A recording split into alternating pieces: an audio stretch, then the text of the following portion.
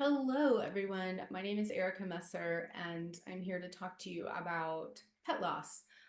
This is a really difficult subject, and a lot of people tend to ignore it or downplay it unless you're in it, and then you're looking for resources like I was. So I'd like to walk through today just how I started Wolfie's Wish, why I started Wolfie's Wish, and what Wolfie's Wish is. So I've got a little slide deck here. Let's go through some of these. Wolfie's Wish is now the first brand dedicated to helping pet loss. So we produce books, affirmation cards, courses, digital downloads, and have virtual support groups, as well as a private Facebook group. And we're now in our third year, and a national chain, several national chains have actually picked up our products and offer those direct to consumer for us. So it just shows that there is a real need for pet loss support and that it's being validated, and the products that I wrote and created are helpful, which is amazing. And but I'll come back to how I got started, but I wanted to ask you to think about how long it took you to adopt another pet after losing one. Or maybe somebody, a client, a friend, a family member that grieved for a certain period and then got another pet. Now, sometimes people get another pet right away. They don't want that void in their life. Some take some time to grieve, a couple of months. Some people, it's longer, like a year or more. And then there's a small majority where people don't actually adopt again. They can't go through that again. And I've met a waitress who recently told me it's been 10 years since her dog died, and she still can't think about getting another one. So when we look at that time frame and we look at reducing shelter populations, we really want to close that gap, right? We really want people to grieve in a better way. You can't rush grief, okay? I'm making that very clear. But to grieve in a way where one can open their heart again sooner rather than just waiting and seeing and hoping. So the products and services that I developed are to foster this, to enable healing. I don't sell any wind chimes. I don't sell memorial stones or memorial jewelry. I think those are wonderful additions to commemorate the loss, but they do absolutely nothing to actually facilitate healing. And I want to make that distinction because it's very, very important that to acknowledge a loss is the best thing you can do. To support the loss is an excellent thing to do, but to ignore the loss and offer no sympathy, no help or support is the worst thing you can do. And this applies to yourself, and this applies to everyone that is going through pet loss. So let's go on. And um, you know, in the past, I think it's been normal to just say, well, it was just a pet, get another one. That conversation is really changing as people are acknowledging that pets have always been members of the family, but it's the 30% of the world's population that doesn't own a pet that is telling us how we can grieve about it. And so I want you to ask yourself, what support systems do I have in place? Maybe you've never lost a pet. Maybe you've got one now. Maybe you've got a puppy or a kitten or a young pet, and so you've never thought about this. But you have to have a plan. You have to know how to grieve, and everyone grieves differently. And that's why I created so many different products and services, whether it's digital or physical, to offer something for everyone. And, at the very least, there's virtual support groups, leaning on friends and family is typically what's done. But now employers are stepping up to the plate and offering paid time off for pet bereavement, thanks to a petition that Erica Sinner and I started, calling HR executives, CEOs, and leaders to acknowledge this loss and give time off for it, as well as supportive products and services. So we're really shifting how pet loss is looked at and treated in the United States and abroad. So I mentioned a few things that you can do to give support to yourself or others. Here's just a handful of things that we offer. And the best thing you can do is go to wolfieswish.com. And on our homepage, it will ask one of three things. Do I need support? Am I grieving? Am I here to get a gift for someone? And then it will take you to the appropriate pages. If you want to go ahead and search for resources and go directly there, you can see all of the 16 resources that we currently have and growing to see what your options are. So we can mail things on your behalf.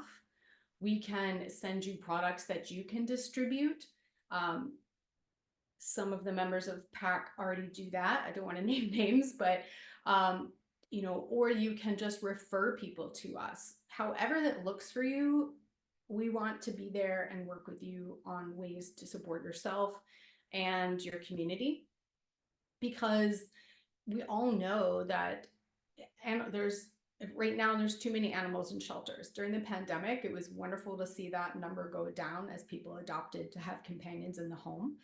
But those numbers have gone back up, and we really need to find ways to get these animals adopted.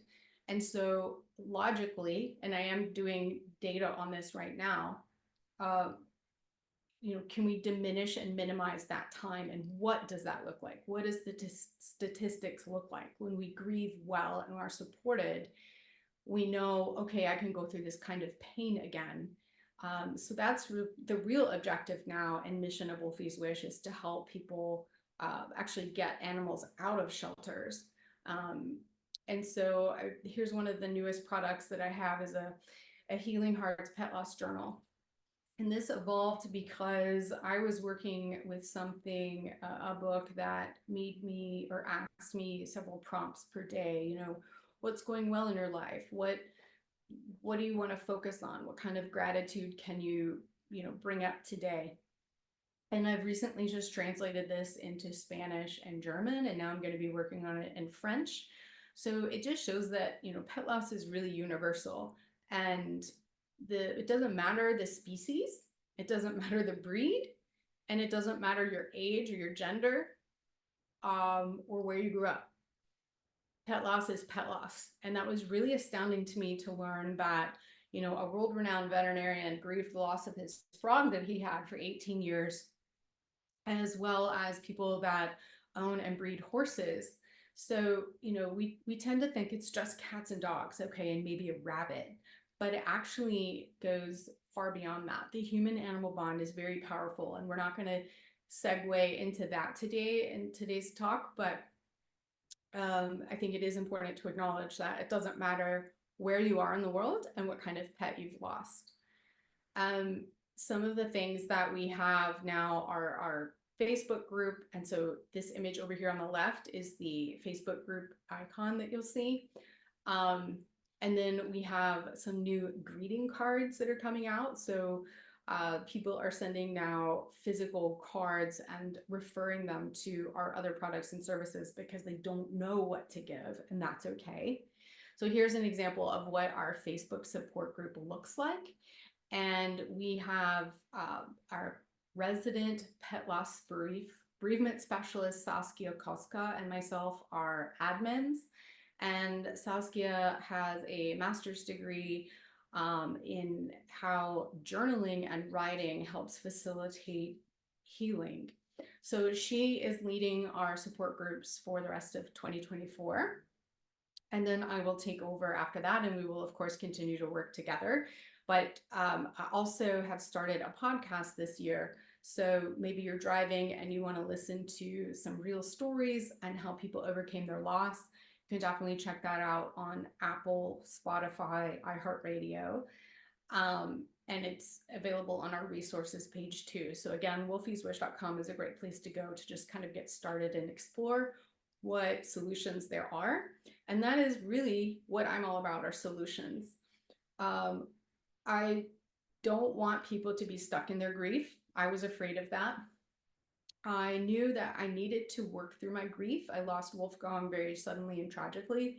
My friend accidentally killed Wolfgang or did something that led to his death. And so I had a lot to untangle and work through emotionally. I didn't get to say goodbye, and unfortunately watched him suffer as well. So That's my qualification on why I'm here and why I created this, because I learned that other people, even under normal circumstances of just a regular planned euthanasia, also suffer and feel the same intense grief that I did and can experience trauma from that as well. So my mom and I started Wolfie's Wish because I wanted to share the tools that I had come up with that helped me through my background in recovery and mental health management. And I'm now a certified pet loss bereavement specialist. And that is how that is what I bring to the table when I facilitate these groups. So I'm all about finding solutions. We're not just there to talk about the pain, we're actually talking about ways to acknowledge it, validate it, and then work through it. And there's no timeline on grief. I want to make that very clear that yes, the first couple of months are the surreal stage where we wonder, are they coming back? Can they come back to life? We kind of are going through this adjustment of the new reality that they are not there. And, our brains do a lot of things to kind of trick us. But after those first couple of months, the reality sets in and we have to learn how to live and go about our day and, participate at work and at Thanksgiving and holidays without bringing everybody into our story. And that is what support is really about. And then, of course, the first thing that I wrote down was, these grieving cards. And grieving cards are a deck of cards that you can read in sequence or one at a time. They're designed to be read once a day for the first month. And they are simple daily tools and practices in how to cope with your emotions. And they look like this. They're two-sided. So I still like to just pull a card. I can visualize you with me anytime, anywhere. I use my mind's eye to see my friend healthy and happy. In spirit, they can travel at light speed and be with me anywhere, anytime. I imagine them by my side during my daily activities and visiting good places they've never been before. So today is Remembrance Day for our friends that have crossed the Rainbow Bridge. And I like to think of Wolfgang as being on my shoulder or having his paw on my shoulder as I go to a book signing tonight and as I do things like this, and just remember why I'm here. And I think that the profound friendship that we can have and the bond that we can have with animals can really move us to be better people and to celebrate life in a different way and give our lives meaning in a different way that we have with human interactions. So yes, even though he's gone physically, I still feel like I can conjure his spirit in my heart anytime, anywhere, wherever I am. And so here's a couple of what the cards look like. And just an example of these beautiful illustrations done by my friend Christina Brassler, who is an amazing artist in Berlin, Germany. And quick story about that, I had seen her illustration work on a billboard for a little comic strip that she did when I was in Munich, Germany. And my husband suggested we reach out to her because she was already drawing cats specifically in her comics, and there was just some whimsical lightheartedness that I really identified, and she really understood the text that I wrote and was able to express the sentiment, which I found really remarkable and wonderful. And today I am doing a Barnes & Noble book signing for 10 Things I Wish I Knew About Pet Loss.